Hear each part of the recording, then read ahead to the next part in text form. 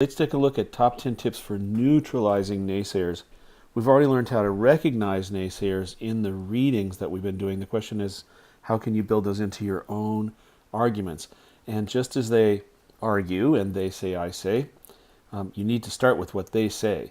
In other words, before you begin presenting your own reasons, you need to review quickly what others have to say. So, what do others have to say? I have to say that frequently I find students have enormous difficulty imagining that anybody would disagree with them. But all you really have to do is put the word "not" after your own argument. If you're arguing that the sky is blue, that's my example here, then someone might say, well, the sky is not blue because sometimes it's cloudy, or the sky is not really blue because that's just the scattering of blue light. It's not the actual color of the atmosphere. And then you have a chance to respond. You do, of course, want to acknowledge that there are exceptions and outliers. The sky is sometimes cloudy, as a matter of fact. But what you don't want to be is be an ostrich and just pretend that no one would disagree with you, because it's just silly. And I like the old ostrich sticking its head in the sand metaphor, because, of course, only the ostrich is comforted. Everything else knows that the ostrich is still there. One of the best ways to do so is to be your own naysayer, to say, I've changed my mind on this, or sometimes I wonder if, or I used to think this, but now I think that.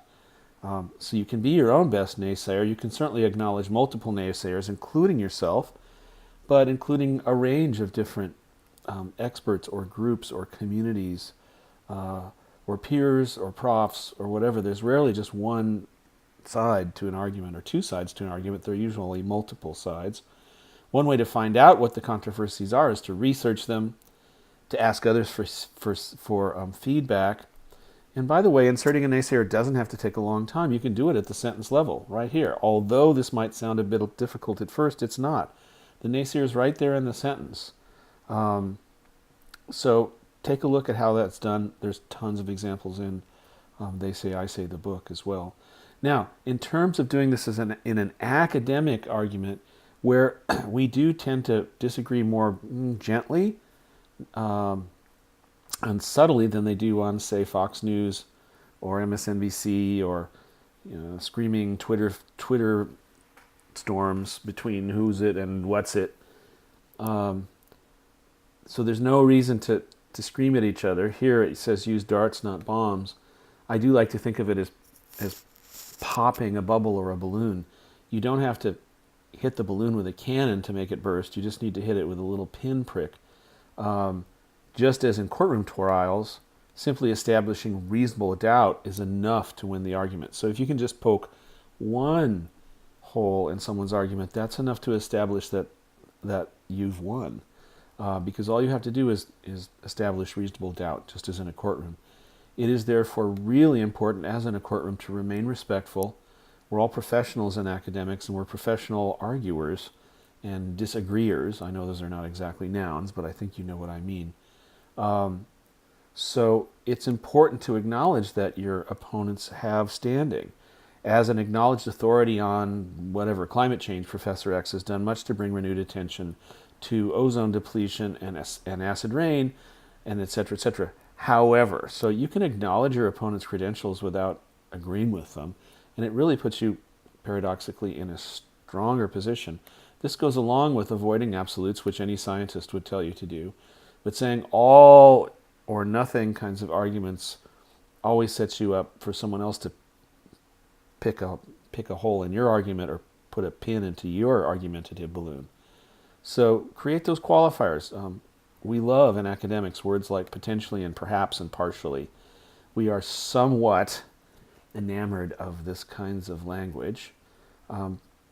Being discerning, which means making small, fine-grained distinctions, is a very academic thing to do.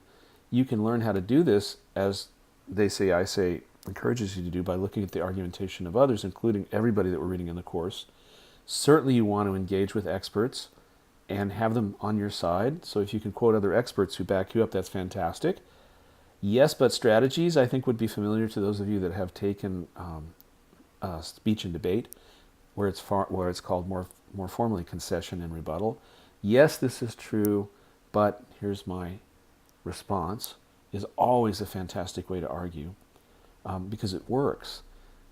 You do want to maximize the meta commentary to say, now, I'm not suggesting this, or you might worry that I'm saying this, but I'm not.